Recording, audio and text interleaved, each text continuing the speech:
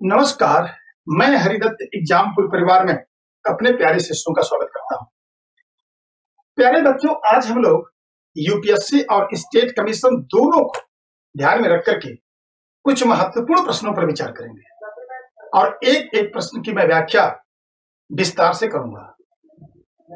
और जब कोई प्रश्न पूछा जाता है तो उस पूछे गए प्रश्नों से अनेक प्रकार के ऐसे प्रश्न भी पूछे जाते हैं जो परीक्षाएं आपकी संभावित होती हैं। तो इसलिए मेरा आप लोगों से अनुरोध है कि आप लोग अपने नोट्स बुक को लेकर के बैठेंगे। एक एक प्रश्नों के विस्तार से व्याख्या करूंगा और उससे कौन कौन से और सवाल बन सकते हैं इसकी बात की चर्चा करूंगा।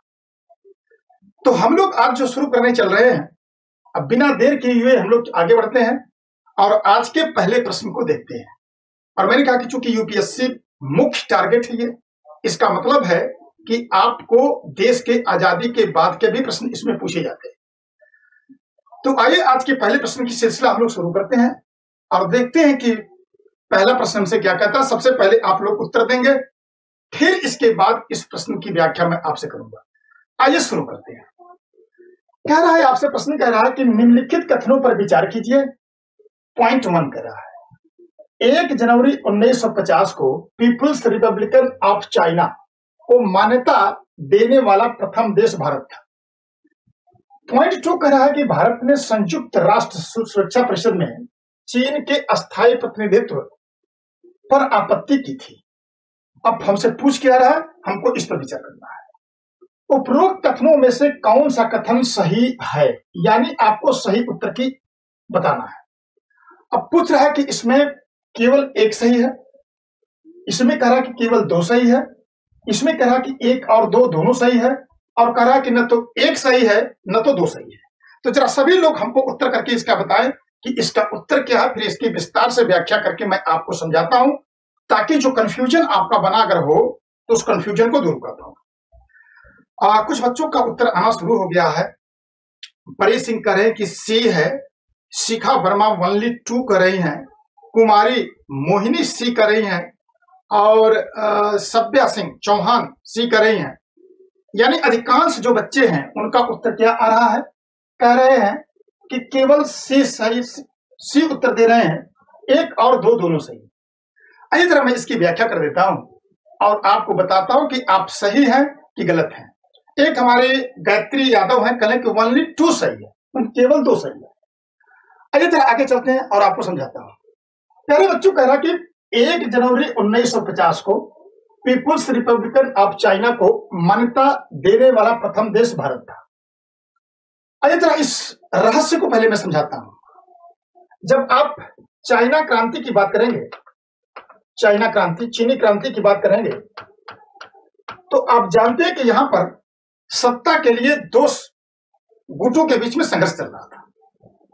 पहले जो आपकी थी वो चांग काई शेक, उसमें चीनी कांग्रेस पार्टी की तरफ से प्रधानमंत्री के पद पर आसीन थे। कौन थे? Chiang Kai Shek. Kai Shek प्रधानमंत्री थे। और जानते हैं कि उस समय जिसकी बात हम लोग पीपुल रिपब्लिकन ऑफ चाइना की बात कर रहे हैं, उस समय आप देखेंगे माओ से तुंग, जो उस समय जो है कि माओ से तुंग जो है कि सत्ता के लिए संघर्ष कर रहा था। दूसरी तरफ कौन था? माओ से तुंग था, माओ से तुंग था। और इन दोनों के बीच में संघर्ष होता है। और संघर्ष होने के बाद जो चांग काई शेक की सरकार थी, ये प्रधानमंत्री थे और ये सत्ता के लिए संघर्ष कर रहे थे। यानी जो चीनी क्रांति के प्रणेता थे माओ से तुंग को माना जाता था। माओ से तुंग क्या कर रहे थे? सत्ता को प्राप्त करने के लिए चांग काई शेक के साथ इनका संघर्ष चल रहा था। और इस प्रकार से देखा जाए तो 30 दिसंबर 1949 को चाइनी क्रांति सफल हो जाती है। और जो चांग काई शेक की सरकार थी, जो कि एक भ्रष्ट सरकार का प्रतिनिधित्व कर रही थी, उस समय देखेंगे कि चांग काई शेक की सरकार हार गई और यह ताइवान तक आकर के सिमट हो गई, ताइवान तक आकर के सिमट गई। और पूरे चीन पर कब्जा किसका हो गया? माओ से तुंग का हो गया। यानी इसका मतलब है कि जो उस समय हम लोग देखते हैं कि माओ से तुंग जिस पार्टी की स्थापना करता है, और इसके बाद देखते हैं कि इसकी सत्ता पर स्थापित हो गया। सबसे बड़ी बात यह कि चूंकि कौन से हैं ये वामपंथियों की तरफ से माने जाते हैं, तो स्वाभाविक सी चीज ये है कि इनकी बात का जो विरोध है वो कुछ जो पश्चिमी दुनिया के देश थे, खास तौर से मुख्य रूप से अगर देखा जाए तो इसका मतलब है कि अमेरिका जो है कि इस बात के समर्थन में नहीं, चूंकि इनका सपोर्ट कर रहा था। कौन? अमेरिका। लेकिन जब माओ सेतुंग 30 सितंबर 1949 को चीनी क्रांति सफल हो जाती है तो 1 जनवरी 1950 को पीपुल रिपब्लिक ऑफ चाइना को मान्यता प्रदान करने वाला पहला जो देश था वो भारत था। यानी नेहरू जी ने यहां की सरकार को मान्यता प्रदान कर दी। तो पहली पॉइंट क्या कर रही है? पहली पॉइंट कह रही है कि सफल हो गया। इसका मतलब यह है कि पहली पॉइंट सही है। अब ये कह रहे हैं कि भारत में संयुक्त राष्ट्र सुरक्षा परिषद में चीन के अस्थायी प्रतिनिधित्व पर आपत्ति की थी। आप लोगों ने बहुत बड़ी भूल की है। नेहरू जी की यह विफलता मानी जाती है। क्या विफलता मानी जाती है? कि जब संयुक्त राष्ट्र संघ के अस्थायी प्रतिनिधित्व की बात चली थी तो नेहरू जी ने 1954 में एक प्रस्ताव पारित करके चाइना को अस्थायी सदस्य बनाने की उन्होंने वकालत की थी। सदस्य बनाने की क्या था? वकालत किया था, विरोध नहीं किया था, आपत्ति नहीं किया था। और यही कारण है कि नेहरू जी की क्रिटिसिज्म होती है कि नेहरू जी माओ सेतुंग को समझ नहीं पाते। अब बताइए कि जो व्यक्ति कहता है कि शक्ति बंदूक के नाल से निकलती है, वो आने वाले समय में कितना लोकतंत्र हो पाएगा, लोकतांत्रिक हो पाएगा, और कितना वो जनता के हित में। अब सोचिए कि जिस प्रकार से आज भी देखते हैं, जब चाइना में जब उनकी पीपुल रिपब्लिक आर्मी की जब बैठक होती है, जब उनके संगठन की बैठक होती है, किसी को वहां जाने की अनुमति नहीं होती है, और एक परिंदा भी वहां पर क्या करता? पंख नहीं मार सकता। यानी इतनी गोपनीय तरीके से काम करते हैं। तो नेहरू जी की यह विफलता मानी जाती है कि अस्थायी प्रतिनिधि। आज समस्या क्या है? आज हमारे गले की फांस बन चुका है इसी परिप्रेक्ष्य में। यानी कोई भी प्रस्ताव अगर आप भारत लेकर के आता है संयुक्त राष्ट्र काउंसिल में, तो उसमें आप देखते हैं कि इसका विरोध कौन करता है? चाइना सबसे पहले करता है। और आज हमारे लिए क्या बन गया है? समस्या बन गई है। इसका मतलब यह है कि दूसरी पॉइंट क्या है? गलत है। अब आप लोगों ने क्या उत्तर दिया था मुझको? कुछ अधिकांश लोगों ने सी दिया था। तो प्यारे बच्चों, तो आप तो गलत कर दिए ना। इसीलिए मैं कह रहा हूं कि एक एक पॉइंट की व्याख्या आपके पास होनी चाहिए। केवल क्या है? एक सही है। इसका सही उत्तर क्या होगा? कुछ बच्चे कहते हैं ओनली 2 सही है। यानी मुझको लग रहा है कि शायद, हाँ वही देखिए, सोनाली सिंह जी लिख रही हैं कि सर जब संयुक्त राष्ट्र बना तो उसमें जो है कि भारत को प्रथम अस्थायी सदस्य बनने की उनको क्या किया था उसका। ये आपका जो है कि इसका उत्तर क्या होगा? ए सही होगा। मैं कह रहा हूं बार बार आप लोगों से कि आप लोग अपने नोट्स बुक भी रखो, यूपीएससी के सवाल है ये प्रश्न आया हुआ है। तो ऐसे प्रश्नों के लिए आपको क्या करना होगा? सही से, हाँ बिल्कुल बिल्कुल, सभी लोग आज मूल्यांकन करो अपना, कितना अपने आप को ऊर्जावान हो, कितना शक्तिमान हो, परिचय आज आपका खुल जाएगा। आइए जरा आगे चलते हैं और आज अब इस समय दूसरे प्रश्न पर हम लोग विचार करते हैं और देखते हैं कि आज का दूसरा प्रश्न हमसे क्या कह रहा है और उसका सही उत्तर क्या होगा। आप लोग नोट्स बुक भी रखेंगे। इस व्याख्या से बहुत सारे सवाल आपके जब पूछे जाते हैं तो उससे भी आप सॉल्व कर सकते हैं। आइए आज के दूसरे प्रश्न की ओर बढ़ते हैं और देखते हैं कि आज का दूसरा प्रश्न हमसे क्या कह रहा है। आइए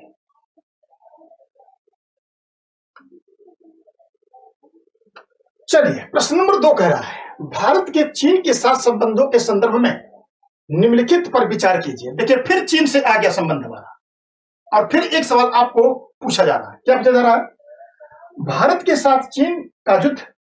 आपको इसका मतलब है कि क्रम बताना है कि भारत के साथ चीन का युद्ध, दलाई लामा का तिब्बत से प्रस्थान, वांडुंग सम्मेलन और इसके बाद पंचशील अनुबंध। ऊपर दी गई घटनाओं का सही कालक्रम क्या होगा? क्या पूछ रहा है? सही कालक्रम आपसे पूछ रहा है। अब आपको इसका सही उत्तर बताना है। ऑप्शन में क्या करा? ए में 2 3 4 1 कह रहा, 4 1 2 3 कह रहा, 2 1 4 3 कह रहा, 4 3 2 1 कह रहा। मैं बार बार रिक्वेस्ट आप लोगों से कर रहा हूं कि आप लोग अपने नोट्स बुक को लेकर के रखें। ये सवाल पूछे जाते हैं, अधिकांशतः सवाल पूछे जाते हैं और ये ऐसे संगठन है, ऐसे समय है, ऐसा पीरियड है कि जहां से सवाल बनते ही बनते हैं। तो जरा सभी बच्चे हमको उत्तर दें। जानवी पांडे करें कि डी सही है। परेश सिंह कह रहे हैं कि डी सही है, शिखा वर्मा भी डी कह रही हैं। सभी लोग उत्तर दो। अब मैं कह रहा हूं ना, ये देखिए क्या है कि आपके यूपीएससी के पहले का टेस्टिंग है, यानी जब इंटरनेशनल मैच खेलने आप जाते हो ना, तो सबसे पहले आपको रणजी ट्रॉफी में क्या करना पड़ता है, परफॉर्मेंस देना पड़ता है। और यही परफॉर्मेंस आपको बता देगा कि आप कितने पानी में हो। क्योंकि अगर यहां आपने 60% अगर आपने कर लिया, तो मान के चलो कि आप लगभग यूपीएससी में इसी के समकक्ष आप सवाल कर पाओगे। गीता तोमर जी का आ गया है ए, सोनाली का ए, और ज्योति पांडे भी गुड मॉर्निंग करें। ज्योति आगे बढ़िए और प्रश्नों का उत्तर दीजिए। मोटिवेशन जी कर रहे हैं ए। आइए जरा मैं अब इसका उत्तर करता हूं, क्योंकि सवाल बहुत है और टाइम हम लोगों के पास कम है। तो प्यारे बच्चों, आप लोगों का एक मिला जुला उत्तर आ रहा है। आइए मैं इसकी व्याख्या करता हूं।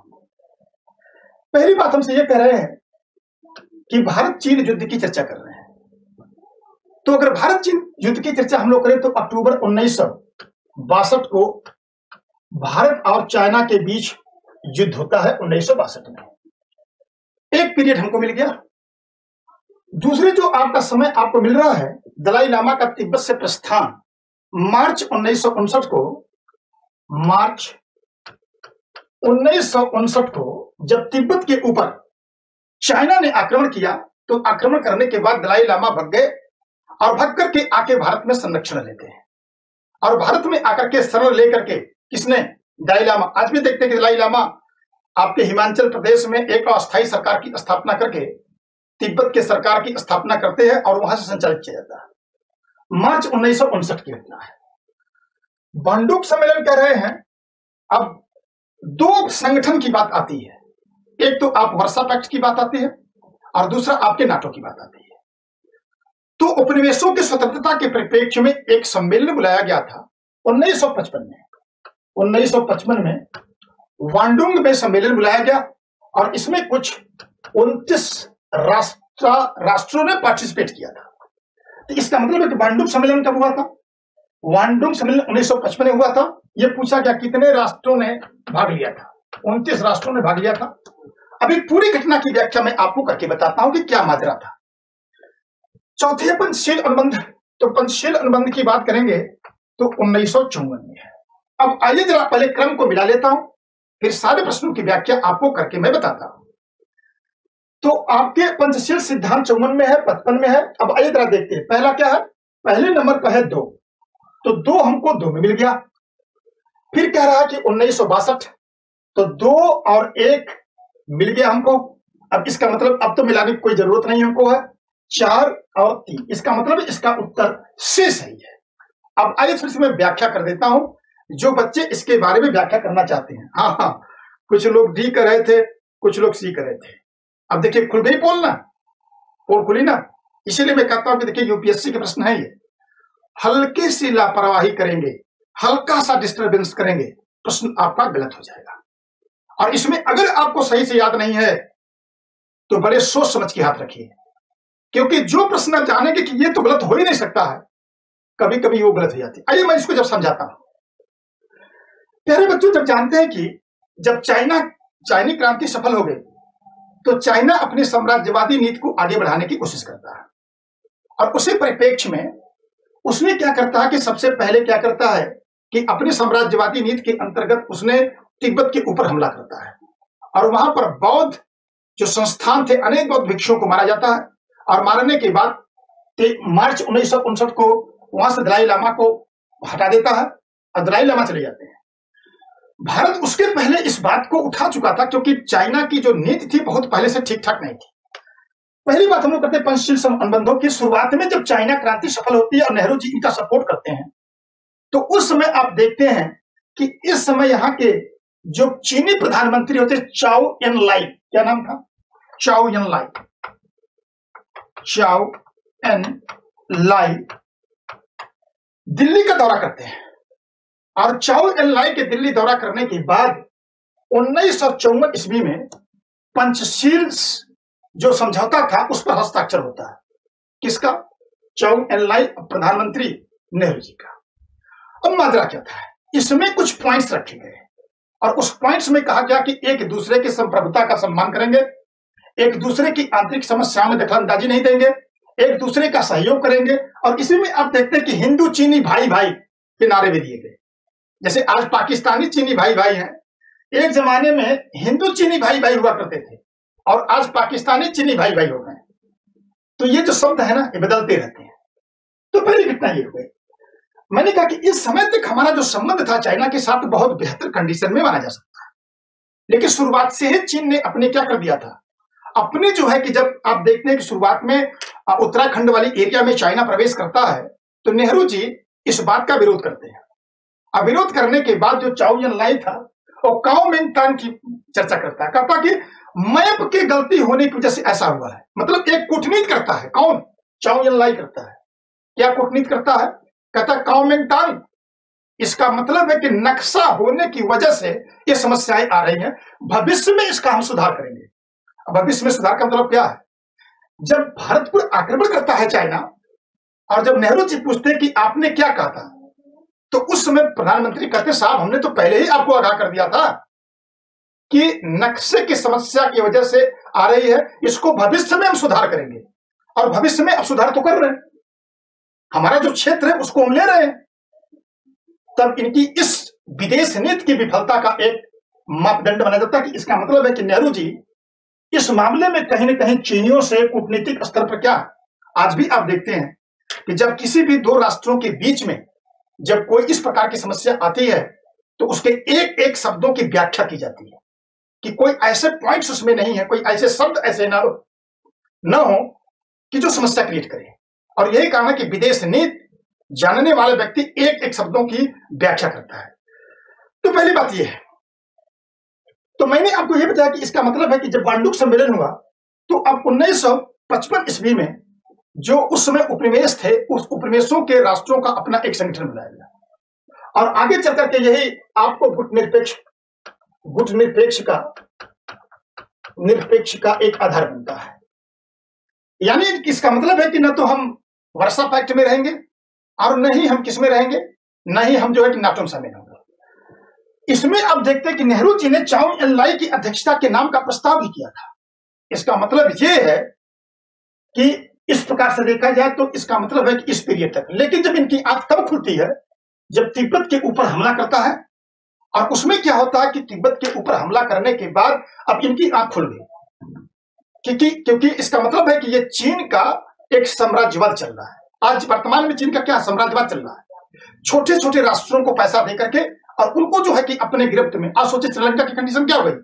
श्रीलंका एक भयंकर त्रासदी से गुजर रहा है और ये पहले ही आगाह किया गया था श्रीलंका को, और श्रीलंका को पहले आगाह किया गया था, लेकिन श्रीलंका नहीं समझ पा रहा था बात को, और आज आपकी आंख के सामने है।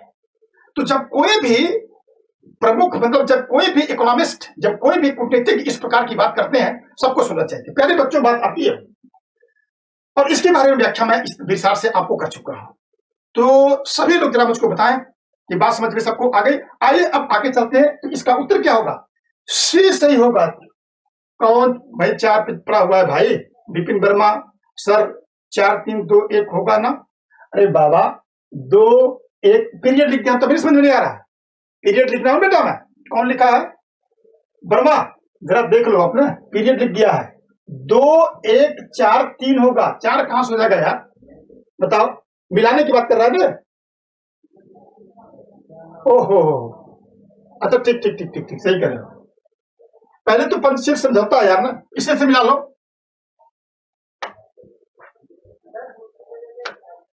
चौवन, इसका मतलब है पहले, सॉरी 4 पहले है ना, तो पहले से मिल गया, एक ही से मिल गया। अब मिलाने की जरूरत नहीं है, क्योंकि पीरियड है, मैंने मिला दिया था। यहां से पीरियड मिला लो। 54 पहले है, फिर 55 है, फिर 59 है, फिर 1 है। अच्छा, इसका मतलब है कि 4 3 2 1 यानी डी सही होगा। सही सही सही हो गया था सबका। चलिए आगे चलते हैं और देखते हैं कि अब हमसे क्या कह रहा है। अगला सवाल हमसे क्या कह रहा है।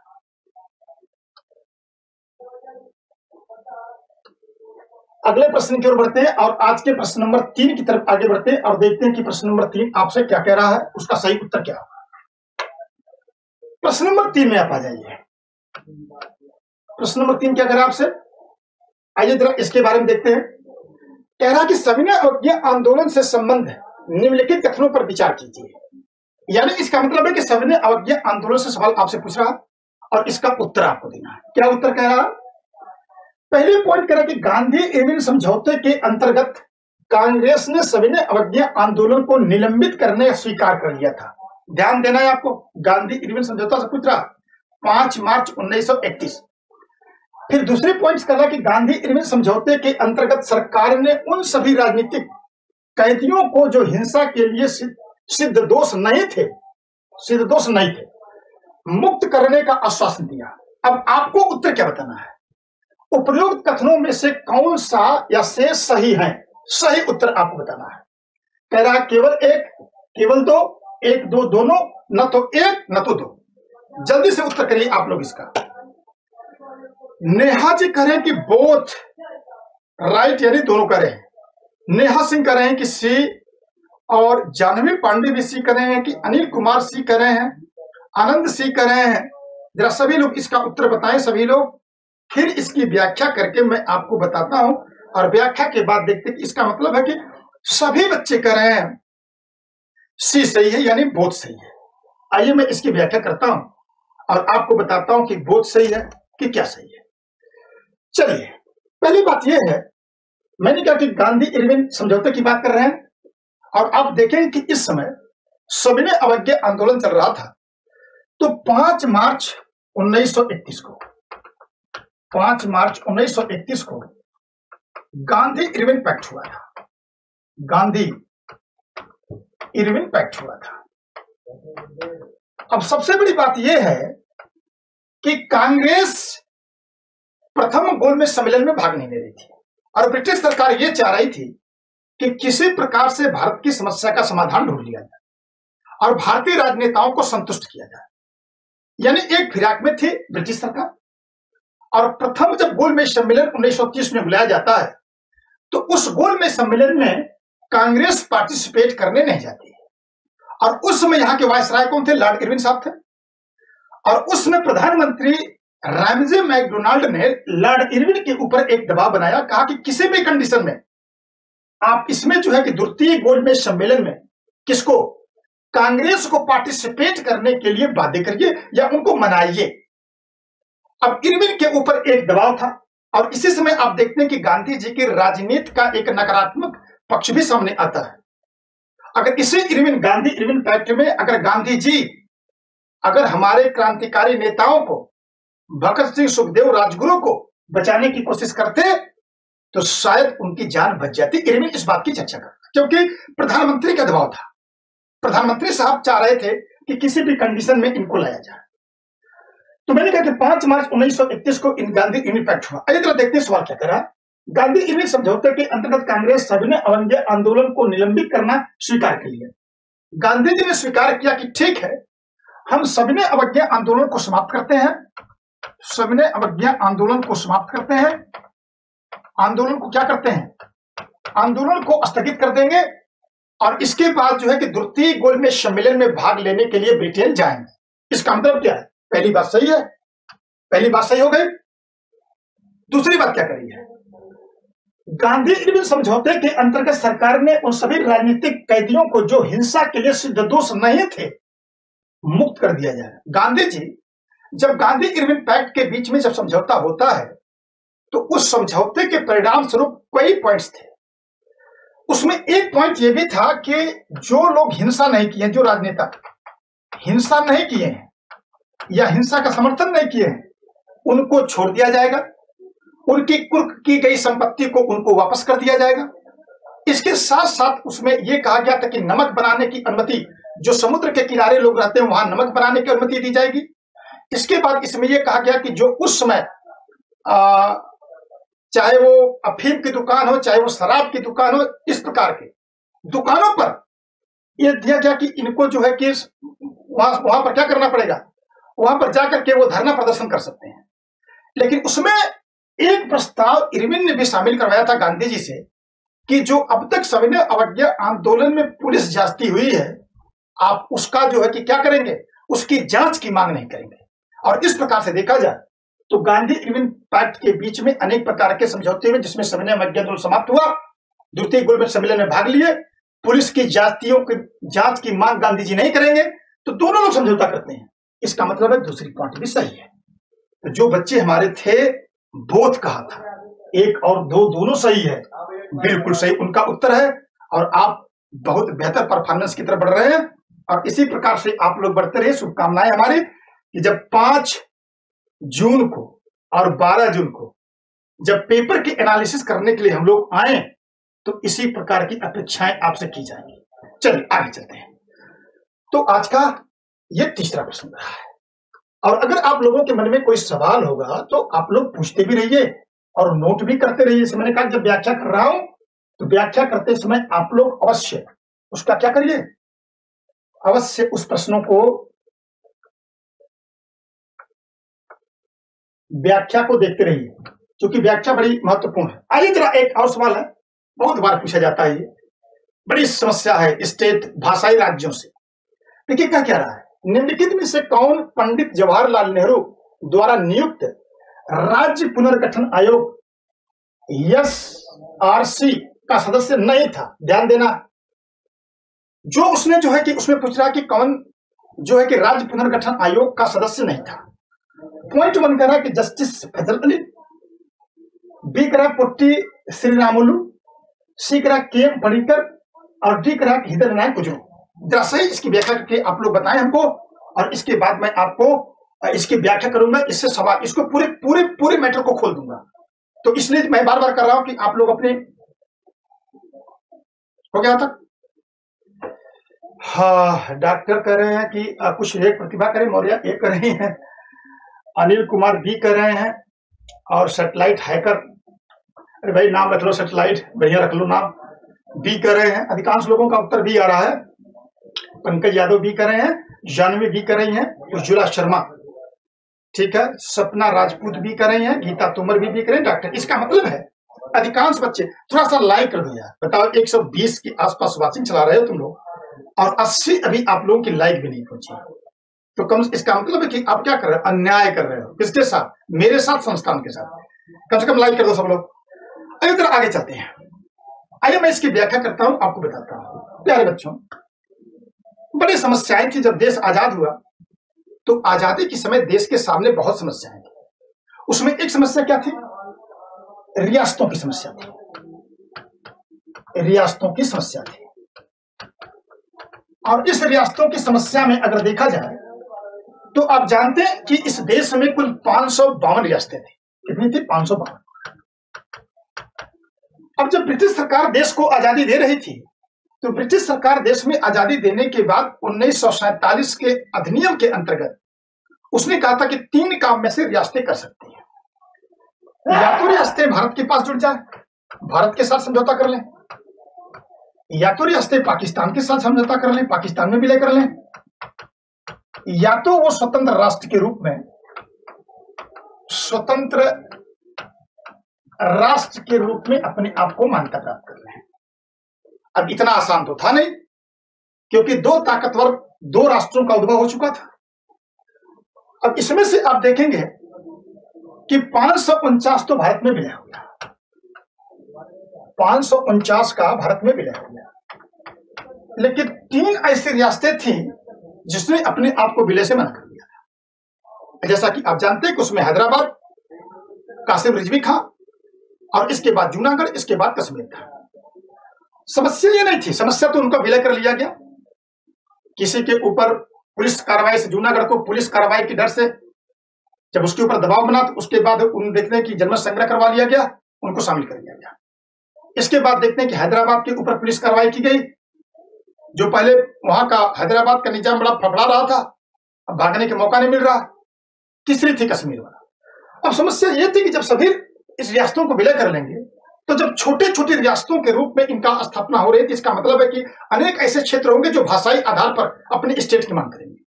और इसी के परिणाम स्वरूप आप देखेंगे कि जो उस समय मद्रास था, उस मद्रास में आप देखेंगे कि जो तेलुगु भाषी क्षेत्र थे, उन तेलुगु भाषी क्षेत्रों ने क्या किया? तेलुगु भाषी क्षेत्रों ने, तेलुगु भाषी जो क्षेत्र थे, उन्होंने अपने लिए अलग स्टेट की डिमांड कर दी। अब इसका मतलब यह है कि एक समस्या अब भारत के सामने ये आई कि आखिर स्टेट का गठन कैसे किया जाए। तो भाषाई आधार पर राज्यों के गठन के लिए जून 1948 में एस.के. धर की अध्यक्षता में जो 4 सदस्यीय समिति थी, क्या हुआ था? भाषाई आयोग, भाषा के आधार पर राज्यों के गठन किया गया। जून 1948 को किसके नेतृत्व में? एस.के. धर की अध्यक्षता में जो 4 सदस्यीय समिति थी, एस.के. धर की अध्यक्षता में एक समिति की स्थापना की गई। और जब इस समिति ने अपनी रिकमेंडेशन दी, अनुशंसा दी, तो इस रिकमेंडेशन ने कहा कि भाषा के आधार पर राज्यों का गठन गलत होगा। राज्यों का गठन क्या होगा? गलत है। तो अब आप मुझसे यह पूछोगे कि श्रीमान, आप हमसे यह भी थे कि जब राज्यों का भाषा के आधार पर गठन गलत है तो आधार क्या होना चाहिए? इन्होंने कहा कि राज्यों के गठन का आधार प्रशासन होना चाहिए, प्रशासनिक व्यवस्था, प्रशासन होना चाहिए। जब इसका मतलब है कि जब इस प्रकार की बातों को रखा गया, तो इस प्रकार की बातों को रखने के बाद इन्होंने इस रिकमेंडेशन को अस्वीकार कर दिया। और जैसे ये रिपोर्ट कब आई थी? दिसंबर 1948 को। रिपोर्ट कब आई थी?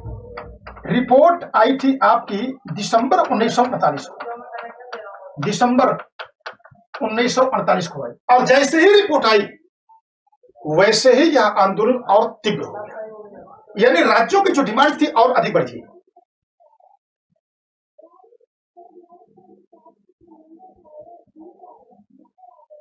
ठीक है, तो मैंने आपको बताया कि इस प्रकार की चीजों को आपको देखने को मिलता है। इसका मतलब यह है कि मैंने आपको बताया कि 1948 में रिपोर्ट आती है और रिपोर्ट के आने के बाद आंदोलन क्या हो गया? तीव्र हो गया और तीव्र हो गया। अब समस्या थी कि अब सरकार करे तो क्या करे। फिर इसके बाद जेबीपी कमेटी की गठन किया जाता है। आइए जरा आगे इस बताता हूं मैं कौन से जेबीपी कमेटी का गठन। एक इसी दिसंबर 1948 को फिर जेबीपी गठन का गठन किया गया।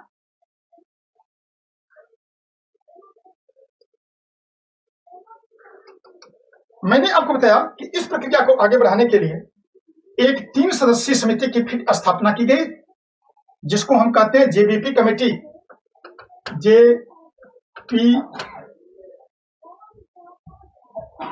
बीपी जवाहरलाल नेहरू, वल्लभ भाई पटेल और इसके बाद पट्टा सितार भैया, ये 3 लोगों के नेतृत्व में, पट्टा सितार भैया, ये 3 लोगों के नेतृत्व में एक कमेटी की स्थापना की। जब ये 3 लोगों ने अपनी रिपोर्ट तैयार की तो इन लोगों ने भी भाषा के आधार पर क्या किया गया? आधार पर राज्यों के गठन को अस्वीकार कर दिया। इन्होंने क्या कर दिया? अस्वीकार कर दिया। कहा साहब ठीक नहीं है ये काम, राज्यों का जो गठन होगा वो किस पर होना चाहिए। और इसी समय प्यारे बच्चों आप देखेंगे कि जो ये एक बोलते हैं ना पोटी श्री रामालू, ये कांग्रेस के एक स्वतंत्रता सेनानी लीडर थे और इन्हीं के नेतृत्व में आंदोलन चल रहा था। किसका? स्वतंत्र जो आपके जो तेलुगु भाषी क्षेत्र थे, जिसको आप आंध्र प्रदेश कहते हैं, इन्हीं के नेतृत्व में एक आंदोलन 1952 में स्टार्ट हो गया। 1952 में पुट्टी रामालू के नेतृत्व में एक आंदोलन की शुरुआत हुई और इन्होंने कहा कि हम इससे नीचे हमको आंध्र प्रदेश राज्य चाहिए। जब सरकार इस पर झुक नहीं रही थी, जैसे आज भी देखते हैं कि सरकारें कभी कभी जब अपनी बात मनवानी नहीं होती है तो उन्होंने क्या किया? झुकती नहीं है। तो जब झुकती नहीं है तो इन्होंने क्या कर दिया? आपके विवेक सर भी देखिए, सरकार झुक नहीं रही है। एसआई वाले पक्ष में जो जिसमें भ्रष्टाचार और धांधली हुई है, जिसका प्रूफ सरकार को दे दिया गया है, लेकिन सरकार उस पर झुकने के लिए तैयार नहीं है। तो हमारे और आपके चहेते विवेक सर क्या कर रहे हैं? रामालू की तरह आप इस समय एक समय आंदोलन कर रहे हैं। कहां? लखनऊ में बेचारे बैठे, पूरी इतनी बड़ी संस्थान को छोड़ करके बच्चों की लड़ाई लड़ने के लिए, एसआई के जो बच्चे थे उनको न्याय दिलाने के लिए आपके संस्थान को छोड़कर के कहां पहुंच गए? लखनऊ पहुंच गए। तो 1952 में पुट्टी रामालू भूख हड़ताल शुरू कर दिया। क्या कर दिया उन्होंने? भूख हड़ताल। हड़ताल उन्होंने क्या कर दिया, शुरू कर दिया। और 56 दिन तक सरकार, अब देखिए सरकार को चाहिए था कि कम से कम कुछ विचार करती, और 56 दिन के भूख हड़ताल के बाद इनका क्या हो गया, इनका देहांत हो गया। और देहांत होने के बाद आंदोलन उग्र हो गया। अब क्या करोगे? अंत में सरकार आनंद फानन में आती है और अक्टूबर 1953 को पहले भाषाई राज्य की स्थापना, आंध्र प्रदेश की स्थापना करती है। इसी के परिणाम स्वरूप देखते हैं कि फिर एक भाषाई आयोग की स्थापना की जाती है, जिसके अध्यक्ष आपके फजल अली थे। अध्यक्ष क्या थे? फजल अली साहब थे। और इसमें जो है कि आप देखें के एम पांडिकर और हृदय नारायण कुजलू की अध्यक्षता में एक समिति बनाई जाती है। उसी संबंधित निम्नलिखित में से कौन जवाहरलाल नेहरू द्वारा नियुक्त राज्य पुनर्गठन आयोग, और फिर बाद में इनकी अनुशंसा 55 में आती है, फिर 56 में इनकी अनुशंसा आती है, फिर राज्यों को भाषा के आधार पर राज्यों के गठन की अनुमति दे दी जाती है। लेकिन उसके साथ साथ इसमें इस बात को इस कमीशन ने अस्वीकार कर दिया था। क्या किया था? मैंने कहा कि अस्वीकार कर दिया था इस कमीशन ने कि एक राज्य और एक भाषा का प्रस्ताव नहीं होना चाहिए। तो मैंने आपको बताया कि किसकी अध्यक्षता में? जस्टिस फजल अली के नेतृत्व में एक कमेटी की स्थापना की, समिति की स्थापना की गई, जिसके 2 सदस्य थे। के एम पांडिकर साहब थे, पांडिकर, और दूसरे जो थे आपके कौन थे? हृदय नारायण कुजलू थे। हृदय नारायण कुजलू थे। अब आपसे पूछ क्या रहा है? आपसे पूछा कि कौन इसमें शामिल नहीं था। तो भैया 3 तो हमको मिलके जस्टिस फजल अली अध्यक्ष थे, के एम पांडिकर, हृदय नारायण कुजलू। इसका मतलब है कि ये आंदोलनकर्ता थे जिनके मरने के बाद इस प्रकार की बातें हुई। या तो हो गया यहां तक सबका? चलिए आगे चलते हैं।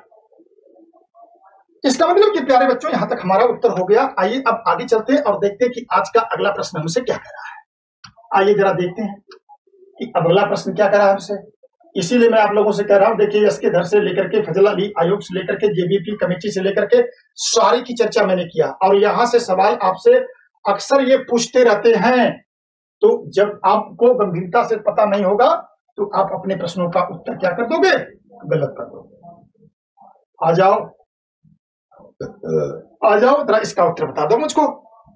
कह रहा कि निम्नलिखित स्वतंत्रता सेनानियों पर विचार कीजिए। अमीर चंद, अवध बिहारी, बाल मुकुंद, बसंत कुमार विश्वास, उपर्युक्त में से किन्हें लॉर्ड हार्डिंग पर बम फेंकने के आरोप में प्राणदंड अर्थात मृत्यु दंड दिया गया था?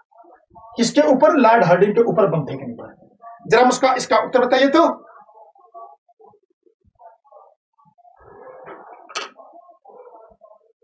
सोनाली सिंह कह रहे हैं कि सर इसका भाषा के आधार पर राज्यों के गठन की बात क्यों नहीं? अच्छा ये बताओ हमसे कि अगर भाषा के आधार पर राज्यों के गठन करने की बात कर दोगी तो हर जिले में, हर गांव में एक राज्य बनाना पड़ेगा आपको। यही तो बात है सोनाली। ये बताओ कि जिसकी जो भाषा होगी, जिसकी जो क्षेत्रीय स्तर पे क्षेत्रीयता के आधार पर देख रहे हो दिक्कत हो रही है, तो कभी भी राज्यों के गठन की इस प्रकार की बात को स्वीकार नहीं किया जा सकता। इससे तो बड़ी समस्याएं हो जाएंगी। सब लोग अपने अपने राज्य की मांग करने लगेंगे। हो गया तक? संतोष कुमार कह रहे हैं सी, कुमार शर्मा कह रहे हैं ए, जानवी कह रहे हैं कि 2, 3, 4, नील सागर, अंकित कह रहे हैं कि 2, 3, 4। सभी लोग बताओ। यहां तक हो गया? सभी लोग बताओ। यही आपके परीक्षण है, कितने क्षमतावान हो आप 5 जून को क्या करने वाले, यही परीक्षण आपका है। हो गया सबका? चलिए आगे चलता हूं। अब आपको मैं इसकी व्याख्या करके बताता हूं। आइए जरा देखते एक घटना क्या है।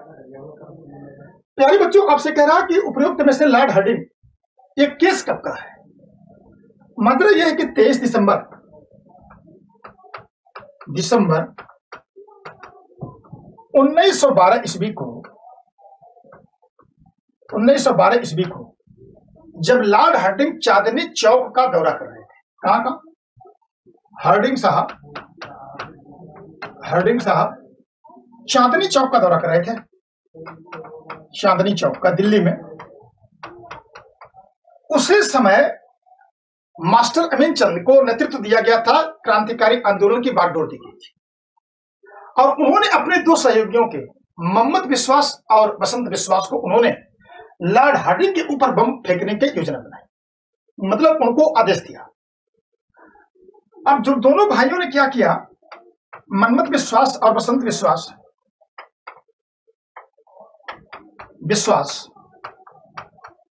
और बसंत विश्वास, इन दोनों भाइयों ने क्या किया कि लॉर्ड हार्डिंग के ऊपर बम फेंका और उस समय वो हाथी पर बैठ करके, हाथी के ऊपर जो बैठते उस पर हौदा लगा था। जब बम से उनके ऊपर हमला किए तो हौदे के ऊपर जाके लगा, उनका उस समय का अंगरक्षक मारा गया, ये घायल हो गए। अब पुलिस इस घटना को एक अदर नाम से भी जानते हैं, इसको हम दिल्ली कॉन्स्पिरेंसी केस के नाम से भी जानते हैं। इसी घटना को किसके नाम से जानते हैं? दिल्ली कॉन्स्पिरेंसी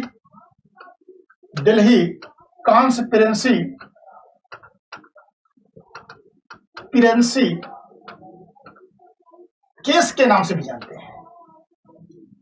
तो ध्यान देना कि हो सकता है कि कभी आपसे ऐसे भी पूछ ले कि दिल्ली कॉन्स्पिरेंसी केस क्या है, तो जो लॉर्ड हार्डिंग के ऊपर बम फेंका गया था उसी को दिल्ली कॉन्स्पिरेंसी केस के नाम से जानते हैं, दिल्ली षड्यंत्र केस इसे कहते हैं। तो पुलिस एक्टिव हो गई और पुलिस एक्टिव होने के बाद बहुत सारे लीडर को गिरफ्तार किया और उसमें से गिरफ्तार करने के बाद उसमें मास्टर अमीन चंद की चर्चा मैंने किया। ये तो मेन लीडर बेचारे थे, ये मेन लीडर थे, इन्हीं के नेतृत्व में पूरी घटनाएं चल रही हैं। दूसरी अवध बिहारी घोष थे, तीसरे बाल मुकुंद थे, चौथे बसंत कुमार विश्वास थे। मिल गए आप यहां से। मजेदार बात है कि चारों को फांसी दे दी, फांसी की सजा हुई। लेकिन फांसी की सजा के समय अवध बिहारी साहब से पूछा गया कि तुम्हारी, जैसे होता ना कि जब कोई घटना घटती है तो घटना घटने के बाद जब किसी को मृत्युदंड दिया जाता है तो उससे पूछा जाता है कि आपकी अंतिम इच्छा क्या है। अवध बिहारी साहब से कहा गया कि तुम्हारी अंतिम इच्छा क्या है?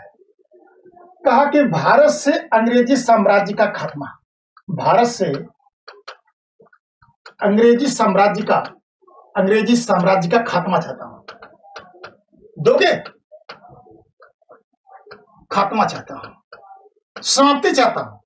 और सोचिए ऐसे ऐसे क्रांतिकारी लीडर रहे, जैसे कहते ना गांव में कि रसरी जल जाए लेकिन ऐठन न टूटे। अब सोचिए कि ऐसे ऐसे हमारे यहाँ राजनेता रहे जो अपने प्राणों की परवाह न करते हुए उसी भाषा में अंग्रेजों से बात कर रहे हैं। सोचिए कि इनको फांसी होने जा रही है, लेकिन फांसी होने के बावजूद भी जब उनसे पूछा जा रहा है कि तुम्हारी अंतिम इच्छा क्या है, तो कह रहे हैं कि आप हमको दे दोगे? दे दो भैया, हम अंग्रेजी साम्राज्य की खात्मा चाहते हैं, हमारी अंतिम इच्छा है, दे दो। इसका मतलब है इसमें अब उत्तर क्या सही होगा? 1 2 3 4 सब सही, 20 सही। कुछ बच्चे बेचारे कंफ्यूजन में थे कि यार दीप रख दूं कि नहीं रख दूं। ठीक है,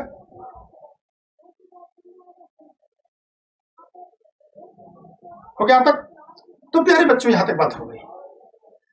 अब आइए जरा आगे चलते हैं और देखते हैं कि आज का अगला प्रश्न हमसे क्या कर रहा है, उसका सही उत्तर क्या है।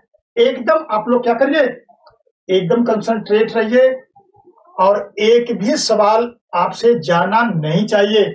आप अपने आप को इतना स्ट्रांग बनाइए कि लग जाए कि हम अपने आप को एक बेहतर कंडीशन में पाए, ताकि जब हम लोग पहुंचे 5 जून को और 12 जून को तो फिर कोई दिक्कत ना हो। प्यारे बच्चों आइए, अब एक फिर आ गया आपका कूट आ गया आपका। अब पहले आपको इंडिकेशन कर देता हूं स्वदेशी आंदोलन से, या करजन जब विभाजन करता है बंगाल का, उस समय की घटनाओं से। सोचिए, एक को सोचिए, 2 से सम्मिलित कीजिए और दिए गए कूट का सही उत्तर चुनिए। सही उत्तर चुनना हमको है। क्या उत्तर सही चुनना? एक तरफ समिति और सभा दिया है, एक तरफ संबंध व्यक्ति दिया है, एक अनुशीलन समिति, एंटी सर्कुलर सोसाइटी, ध्यान सोसाइटी, स्वदेशी बांधव समिति, और दूसरी तरफ आपको कह रहा है कृष्ण कुमार मित्र, जतेंद्र नाथ बनर्जी, अश्विनी कुमार दत्त और सतीश चंद्र मुखर्जी। जरा इसका सही उत्तर बताइए कि इसका सही उत्तर क्या है।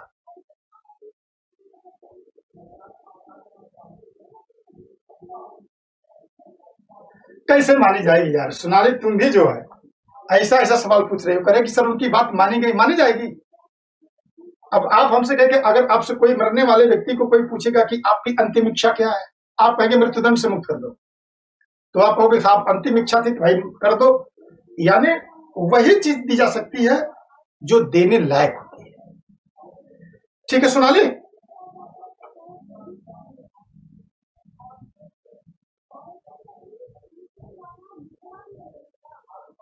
हो गया यहां तक? जरा सभी लोग उत्तर बताओ, पहले उत्तर बताओ। गीता तोमर का उत्तर आ रहा है बी, अंकित का आ रहा है बी, अवतार सिंह का आ रहा है बी। सभी लोग उत्तर करो, फटाक से उत्तर करो सभी लोग। उत्तर करने के बाद अब तो पता चलेगा कितने पानी में हो। ठीक है,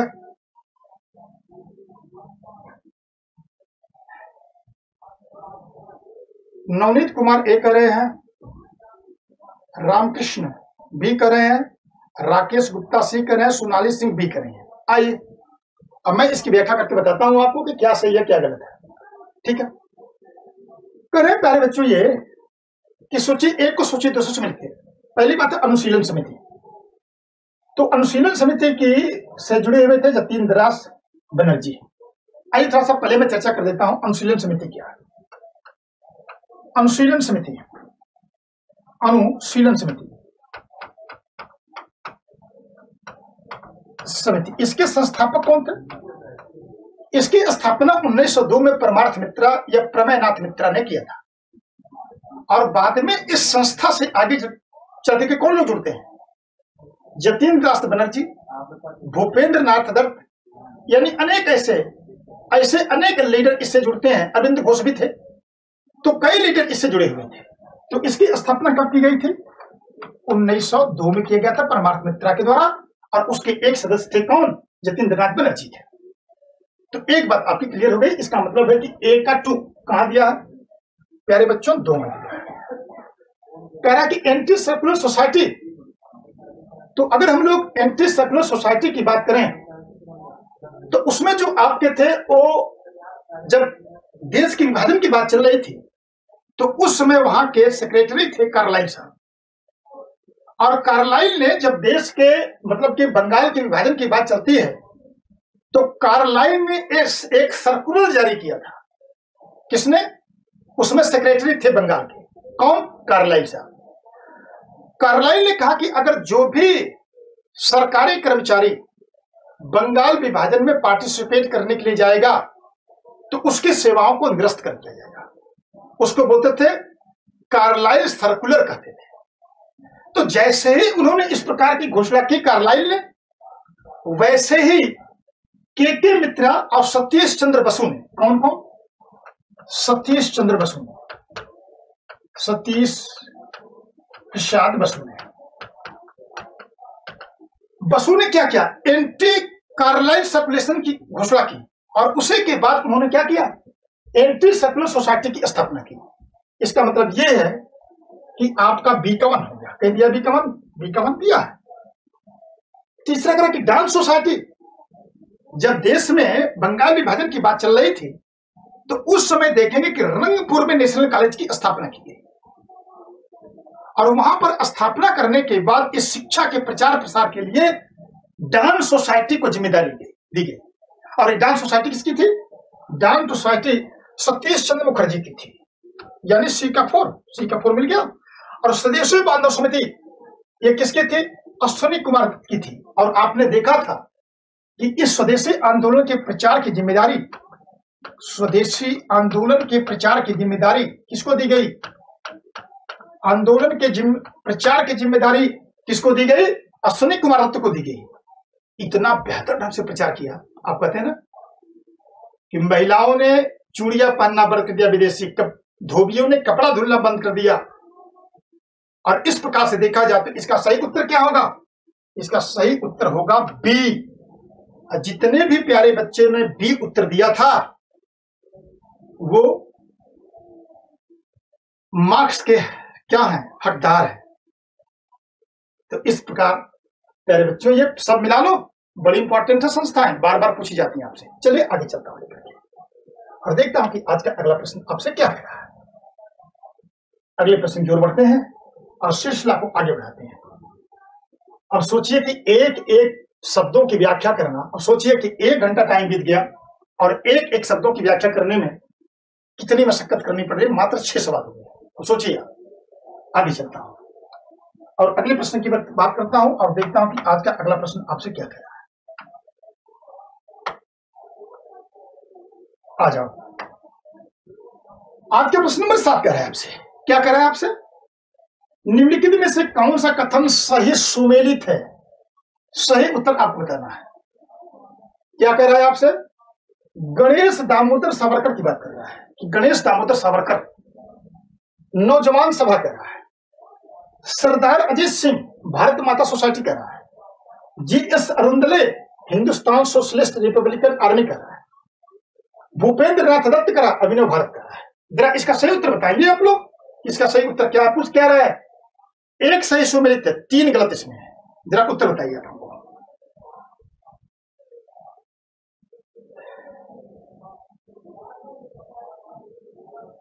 बिल्कुल, सोनाली सिंह ने मंगलसूत्र उतार दिए थे। महिलाओं का बहुत बड़ा योगदान है, हमेशा देश किसी भी समाज में महिलाओं का बड़ा योगदान होता है। ठीक है, जल्दी जल्दी जल्दी जल्दी उत्तर करिए आप लोग, जल्दी जल्दी उत्तर करिए और उत्तर हमको बताइए सही उत्तर क्या है। कुछ लोगों का ए आ रहा है, कुछ लोगों का सी आ रहा है, कुछ लोगों का डी आ रहा है। इसका मतलब है कि मुझको लग रहा है कि आप लोग अनुमान में अंधेरे में तीर चला रहे हो। जाके लग गया तो ठीक, गुरुजी सोचेंगे बड़ा विद्वान व्यक्ति है भाई, और अगर नहीं लगा तो गुरुजी बताइए करेंगे। ठीक है, इसी तरह मैं व्याख्या करता हूं। अंकित कर रहे हैं कि 7 का बी है।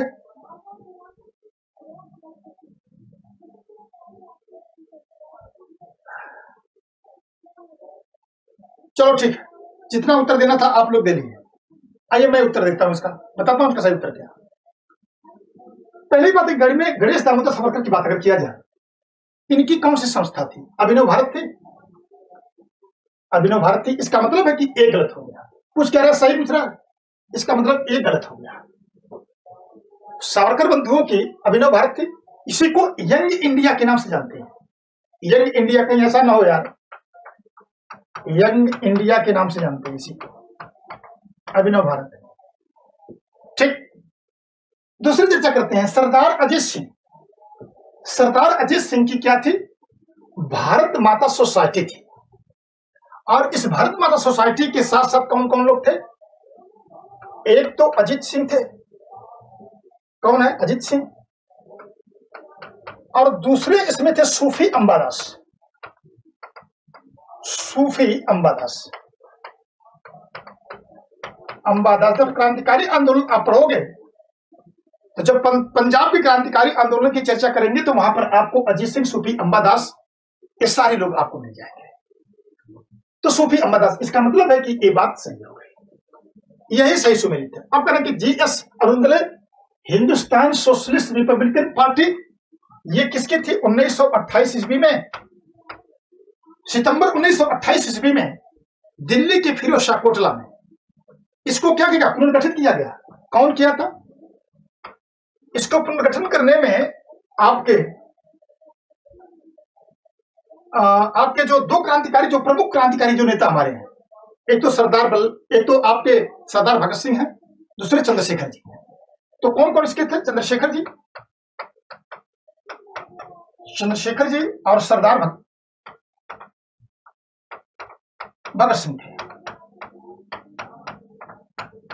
तो मैंने आपको बताया कि इसका मतलब है, ये भी बात हुई, अभिनव भारत हमको मिल गया। और भूपेंद्र नाथ दत्त की क्या थी? अनुशीलन समिति थी।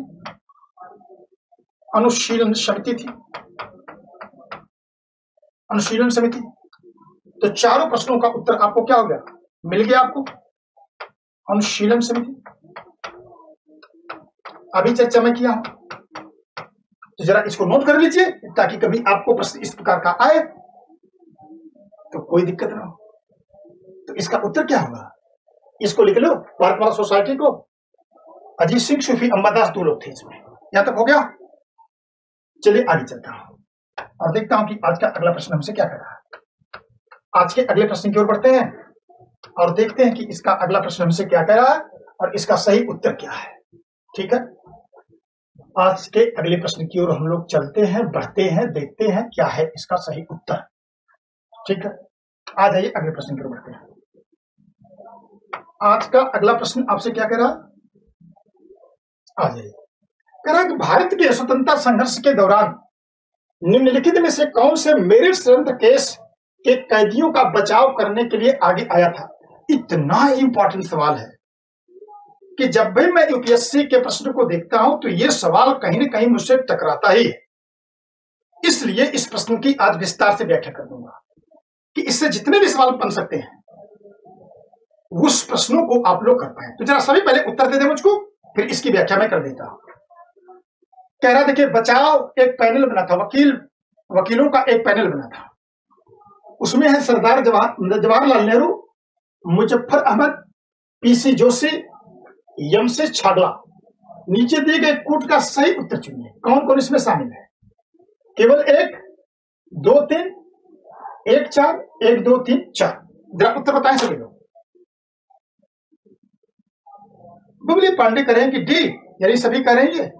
नेहा वनली ए, केवल ए कर रहे हैं नेहा। सभी उत्तर दो, सभी उत्तर दो। कुमारी मोहिनी बी कर रहे हैं। आर्यन आल कर रहे हैं। दिव्या यादव एक ही कर रही हैं। ठीक है, क्या लिख रहे हो? संतोष कुमार लिख लो 1946। यहां 1946 कहां से आ गया भाई? सभी लोग बताएं, सभी लोग बताएं फटाक से, इसका उत्तर क्या होगा? ज्योति पांडे कह रहा है बी। रामकृष्ण सुमन का आ रहा है सी। राकेश गुप्ता का आ रहा है डी। और नवनीत कुमार 2 और 3 यानी बी कह रहे हैं नवनीत कुमार। राजेंद्र सिंह जी कह रहे हैं। वेदमती जोशी कह रही हैं। आल कर रहे हैं। क्या आल करी भाई 32 का? सभी सही है। चलिए आइए मैं व्याख्या करता हूं और इसकी व्याख्या करके बताता हूं। तो प्यारे बच्चों, अगर देखा जाए ये मेरठ षड्यंत्र केस क्या था? जो मेरठ षड्यंत्र केस जो था, ये घटना है आपके 1929 की, और ये किससे जुड़ा हुआ है? कम्युनिस्टों से। ये कम्युनिस्टों से जुड़ा हुआ है। आइए जरा देखते हैं कम्युनिस्टों से जुड़ा तो हुआ क्या था। चूंकि जो ब्रिटिश सरकार थी वो कम्युनिस्टों को अपना विरोधी मानती थी, चूंकि विचार दो चल रहे, एक पूंजीवादी विचारधारा, एक कम्युनिस्ट विचारधारा। इन्होंने क्या किया कि 1929 में कम्युनिस्टों को पकड़ा, और आप देखते हैं कि इस समय लगभग 34 सदस्य इनके गिरफ्तार हुए कम्युनिस्टों के। कहां से? मैंने आपको बताया कि मेरठ से। और यहां से गिरफ्तार होने के बाद आप देखेंगे कि उस समय के प्रमुख जो कम्युनिस्ट लीडर थे, जैसे आपको थे एस ए डांगे साहब, इनको याद रखो, ये भी बड़े इंपॉर्टेंट हैं, कई बार सवाल पूछा गया है। और इनके कौन कौन सी पुस्तकें हैं, कौन कौन से क्या है। दूसरे थे आपके मुजफ्फर अहमद, और तीसरे थे शौकत उस्मानी, और चौथे थे सोहन सिंह जोश साहब। तो मैंने आपको यह बताया कि थे तो बहुत लोग, लेकिन 4 सबसे प्रमुख लीडर इसमें माने जाते थे। इनको गिरफ्तार कर लिया गया, और इनको गिरफ्तार करने के बाद इनके ऊपर 4 वर्षों तक मुकदमा चला गया। जब इनके ऊपर मुकदमा, चूंकि कम्युनिस्ट जरूर थे लेकिन क्रांतिकारी नेता भी थे, इनके बचाव के लिए 4 वकीलों का एक पैनल बनता है। कौन कौन वकील शामिल है इनको बचाने के लिए? आइए जरा इनके नाम को हम लोग देख लेते हैं। 4 वकीलों की बात आपसे मैं कर रहा हूं। कौन कौन 4 वकील है? एक तो है जवाहरलाल नेहरू, दूसरे हैं आपके तेग बहादुर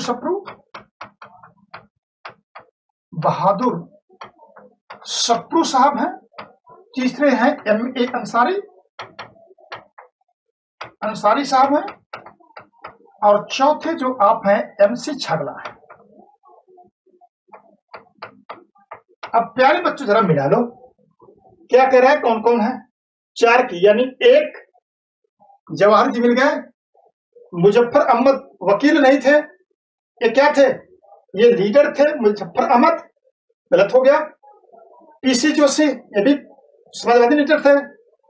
एमसी छागला नहीं थे। इसका मतलब है कि 1 और 4, 1 4 कहीं दिया, सी। सही उत्तर क्या है? सी है। एक घटना और इसमें पूछते हैं, इस मेरे षड्यंत्र में सपोर्ट करने वाले 3 प्रमुख आपको अंतरराष्ट्रीय स्तर के कम्युनिस्ट लीडर माने जाते हैं। फिलिप स्प्रैट, और इसके बाद आप देखेंगे कि लिस्ट हचिनसन और ब्रेन बेंडले, ये 3 अंतरराष्ट्रीय स्तर के लीडर भी इनको सपोर्ट कर रहे थे। एक ऐसे आईएएस अधिकारी थे माइकल क्रैट, जिन्होंने गुप्त रूप से सूचनाएं दिया करते थे। माइकल क्रैट साहब। तो प्यारे बच्चों, सारी बातों को आप लोग नोट कर लो, क्योंकि ये सवाल मेरे इतनी बार मिलता है ना, कहीं माइकल क्रैट से मिलता है, तो कहीं कुछ मिलता है, कहीं हचिनसन के बारे में पूछता है, तो कहीं वकीलों के बारे में पूछता है, तो कहीं नेताओं के बारे में पूछता है, तो कभी घटना के बारे में पूछ लेता है। तो इसलिए आप क्या करिए, सारे चीज को आप क्या करिए, उत्तर इसका बना लीजिए।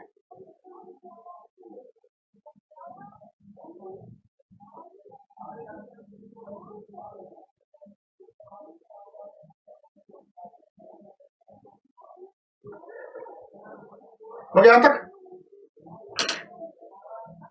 कौन पट्टी हटा दो बाबा? कौन बंदा लिख रहा है? सपना राजपूत ने सर ये पट्टी हटा, कौन सी पट्टी हटानी है बताओ? पट्टी कैसे हटा दो? पट्टी तो प्रचार का माध्यम, वही तो उसी से माध्यम से तो उसी की सबकी रोजी रोटी जुड़ी है। ठीक है, सोहन सिंह जोश, अच्छा। एमसी छागला है, 4 फार्मेट लिख लो। एमसी छागला है। थोड़ा सा आप क्या करो यार, इधर क्वेश्चन है ना, पट्टी नहीं हट सकती है ना, चूंकि पट्टी तो संस्थान की एग्जाम पूरा ऑफिशियल ऐप। अब बताओ कैसे, जिससे रोजी रोटी जुड़ी हुई है। यहाँ 800 लोगों का टैगलाइन हटा दूंगा, नहीं जा रहे ये संस्थान, इससे 800 लोगों के घर की रोटी दाल चलती है। ठीक, चलो आगे चलते हैं। आगे आ जाओ, आगे आ जाओ, देखता हूं अगला प्रश्न क्या कह रहा है मुझसे।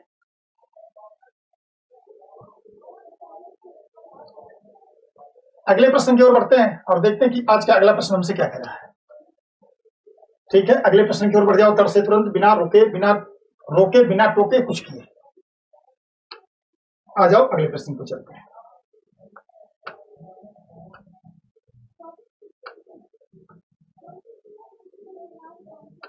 चलो, कह रहे हैं आपसे कि निम्नलिखित में से किसने वॉइस ऑफ इंडिया नामक समाचार पत्र प्रारंभ किया था?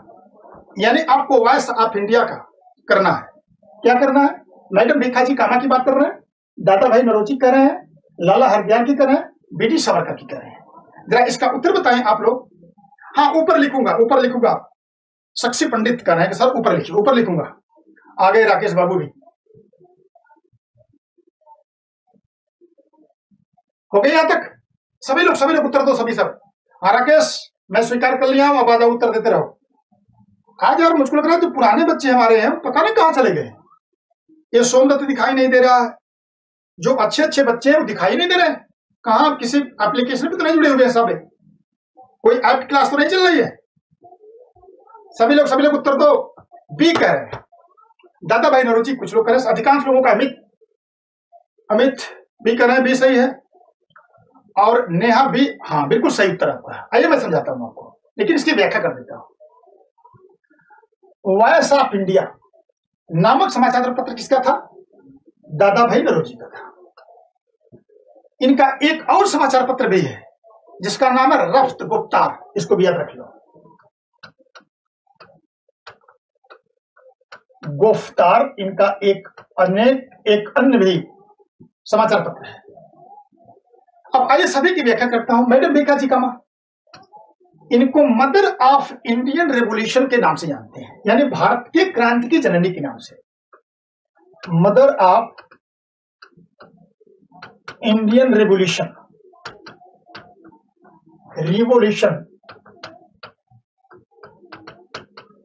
के नाम से जानते हैं, यानी भारत के क्रांति की जननी के नाम से जानते हैं।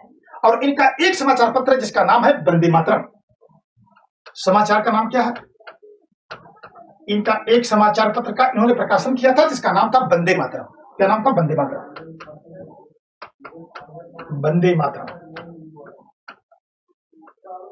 और जानते हैं आप है कि ये क्रांति की बागडोर को आगे बढ़ाने के लिए सरदार जी रेवा भाई राणा और के साथ मिलकर के मैडम भीखाजी कामा ने इस आंदोलन को आगे बढ़ाया था। आप जानते हो कि स्टुटगार्ट में इन्होंने भारतीय झंडे को फहराया था। सवाल कई बार पूछा गया स्टुटगार्ट में, जर्मनी के। लाला हरदयाल के बारे में क्या है? गदर इनका है। जैसा कि आप जानते हो कि जब अमेरिका में क्रांति आगे बढ़ती है तो गदर एक समाचार पत्र का संपादन करते हैं। बीडी सावरकर के बारे में आप जानते हैं कि अभिनव भारत है। और ध्यान देना है कि जब भारत की स्वतंत्रता आंदोलन पर पुस्तक इनकी प्रकाशित हो रही थी तो इनको जो है कि भारत की स्वतंत्रता मतलब 1857 पे जब इन्होंने पुस्तक लिखी थी तो उस समय इनकी मूल पुस्तक किस भाषा में थी? मूल पुस्तक जो है कि ये मराठी भाषा में, मराठी भाषा में। लेकिन इसका अंग्रेजी अनुवाद किसने करवाया था? अंग्रेजी अनुवाद। इसका अंग्रेजी अनुवाद जो था, अनुवाद जो कहते ना वार ऑफ इंडियन इंडिपेंडेंस 1857, इसका अंग्रेजी में अनुवाद किसने कराया था? मैडम भीखाजी कामा ने करवाया था। कामा साहब ने करवाया था। अब बहुत लोगों को पता नहीं होगा ये अंग्रेजी में नहीं थी इनकी। 1857 के विद्रोह पर पुस्तक जो लिखी गई थी वो इनकी पुस्तक अंग्रेजी में नहीं थी, किसमें थी? मराठी भाषा में थी। लेकिन इसको अंग्रेजी में प्रकाशन कराने का काम किसने किया था? मैडम भीखाजी कामा ने किया था। तो इस प्रकार से इनसे सवाल पूछे जा सकते हैं। हो गया तक? कौन बोल रहा है भाई? राकेश करें गुरुदेव। हाँ, तबीयत खराब थी यार, कुछ हेल्थ इशू था। 2-3 दिन मैं 2-4 दिन के लिए नहीं आया था। कमेंट कुंदन बाबू आपका हो रहा है। कुंदन, हाँ आप देखिए कुछ बच्चे जुड़े हैं। थोड़ा सभी लोग यार कम से कम शेयर कर दो बच्चों को। बच्चों को पता भी नहीं कि मैं क्लास ले रहा हूं, बताओ। और मैं चाहता हूं कि अधिक से अधिक बच्चे जब लेंगे तभी तो। राकेश, हाँ वही कर रहा हूँ। राकेश गलती उसमें है, कुछ थोड़ा सा हेल्थ इशू था, समस्याएं थोड़ी सी, क्लास नहीं ले पा रहा था। कल पहली बार क्लास मैंने लिया था। हो गया यहां तक? चलिए यहां तक हो गया, आगे चलते हैं और अगले सवाल की ओर बढ़ते हैं। कुंदन आपका कमेंट शो हो रहा है और कोई भी बच्चा जिसके मन में जो आ रहा है ना, अभी ज्यादा उठा पटक करोगे तुमको ब्लॉक करवा दूंगा। इसके बाद औकात तुम्हारी सही हो जाएगी। तो उठा पटक मत करो, पढ़ाई करो अच्छे से। पढ़ाई करोगे आगे बढ़ोगे, आगे बढ़ोगे गुरु का सम्मान होगा, तुम्हारा भविष्य चमकेगा, माता पिता का नाम होगा। ये काम करते नहीं हो। चलिए यहां तक हो गया सबका? यहां तक हो गया सबका? चलिए आगे चलते हैं। अब अगले प्रश्न को चलते हैं। कारण सूची 1 को सूची 2 से सुमेलित कीजिए और सूचियों के नीचे दिए गए कूट का सही उत्तर चुनिए। क्या दे रहा है? सूची 1 में दल आपको दे रहा है। ए प्रजा party, Congress socialist party, all India किसान सभा, यूनियनिस्ट पार्टी, फजलुल हक, शहजानंद सरस्वती, सर सिकंदर हयात खान, मीनू मशानी। जरा सभी लोग उत्तर बताएं, इसका क्या उत्तर होगा?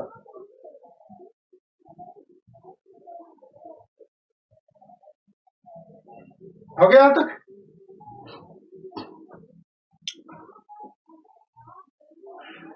सभी उत्तर बताओ, सभी उत्तर बताओ, सभी उत्तर बताओ फटाक से, सभी उत्तर बताओ। राकेश गुप्ता का बी आ रहा है।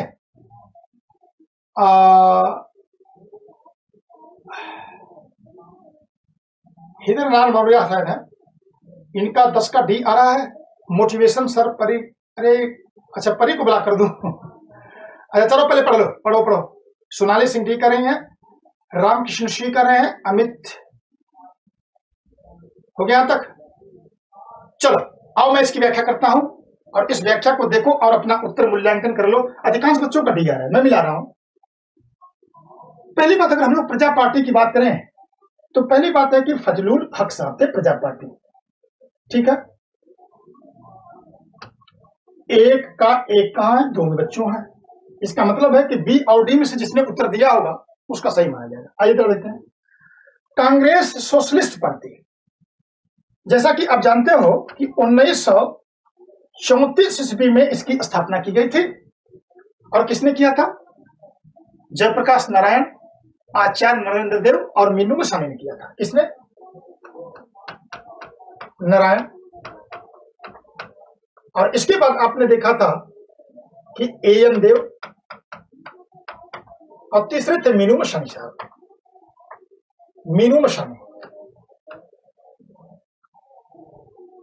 मीनू मशानी मशानी साहब आपको मिल गए। इसका मतलब है कि बी का हो गया 4, बी का हो गया 4। ऑल इंडिया किसान सभा, आप जानते हैं कि इसकी स्थापना 1936 में किसने किया था? पहली बात है कि स्वामी एनजी रंगा और सहजानंद सरस्वती ने, स्वामी सहजानंद सरस्वती ने, इसका मतलब क्या हो गया? 2 हो गया। यूनिस्ट पार्टी किसकी थी? सिकंदर हयात खान और फजली हुसैन की पंजाब में थी। सिकंदर हयात खान,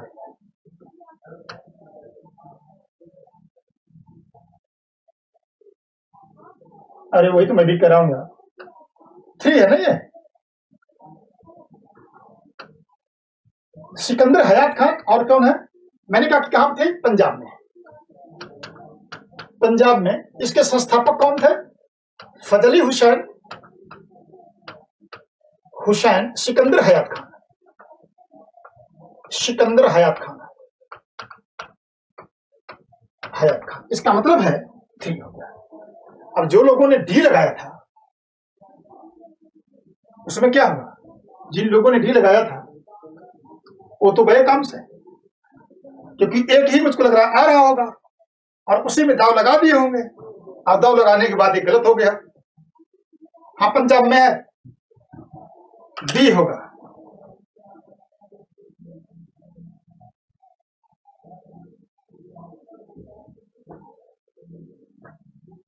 हो गया यहां तक? चलिए, यहां तक हो गया बच्चों का। अब आइए अगले प्रश्न की ओर बढ़ता हूं और देखता हूं कि आज का अगला प्रश्न क्या है।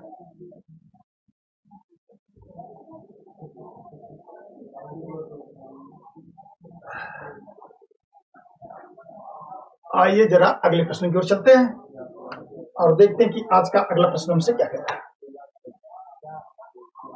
आज का अगला प्रश्न आपसे कह रहा है, क्या कह रहा है आपसे कि निम्नलिखित कथनों पर विचार कीजिए। पॉइंट 1 कह रहा है आपसे कि चितरंजन दास और गैर सरकारी जलियांवाला बाग जांच कमेटी के सदस्य थे। यानी चितरंजन दास का मतलब क्या है? CR दास। CR दास जो जलियांवाला बाग हत्याकांड थी उसकी जांच कमेटी के सदस्य थे। सुभाष चंद्र बोस मोतीलाल नेहरू कमेटी के एक सदस्य थे जो कांग्रेस द्वारा स्वतंत्र भारत के लिए एक संविधान तैयार करने के लिए नियुक्त की गई थी। अब आपको करना क्या है? उपयुक्त कथनों में से कौन सा कथन सही है, सही की चर्चा करनी है। आप जरा हमको इसका उत्तर करके बताइए कि क्या इसका सही उत्तर होगा।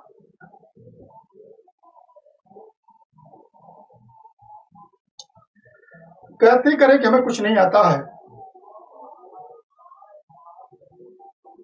तो गायत्री कोई बात नहीं है, धीरे धीरे करत करत अभ्यास जड़मत होत सुजान, रसरी आवत जात है सिर पे व्रत निशान। हो गया तक?